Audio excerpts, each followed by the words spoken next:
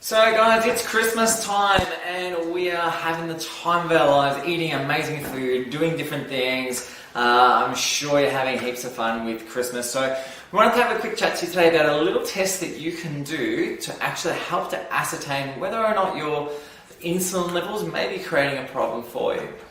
So one of the big things that we can look at is where we distribute weight.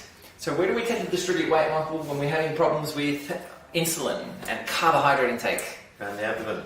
Yes, and the main reason we have it around the abdomen is that we basically start looking at trying to store energy, and that's really what fat's all about. It's not about this fat that you're carrying, it's more about where or how you're storing energy. So when you don't eat, that you can still function just as well. So if we understand that, then we understand that you're going to store your energy around your waist if you're having an insulin issue. So I'm going to show you a quick test. So for this, what we're going to need is a tape measure. And where are we going to measure? We're going to measure height and waist. Lovely. We're going to measure height and waist. So don't worry about the height. Use a pole, or if you know your height, it's going to be a lot easier. What you're going to need the tape measure for is you're going to need to measure your waist. So what we're going to do is take the tape measure. We're going to go around the widest point of the waist, which is around your navel. We're going to take the measurement.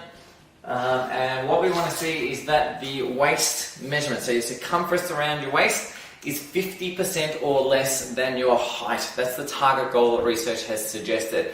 There's another one called a waist to hip ratio, which you could use as well, where we measure around the waist, and then we also go down and measure around the hips, like that. And the reason we do that as well is we can compare those two, and that also gives us some information in regards to what our waist size is doing. Not quite as accurate as the waist to height ratio, but it does work. If you're going to use the waist to hip ratio in men, we want to be 90% or less of your waist to your hips, and in women we want to be 80%, and that's just because women just generally have bigger hips. So if you're up and above and you're way too high, what's the two things people can start doing immediately? Look at sugar intake. Manage sugar intake. So manage our sugar intake, make sure we get the GI value down. And one other thing, carbohydrate intakes, what can we do? Choose low GI options rather than high GI. Low GI options and reduce the carbohydrate intake just generally across the board.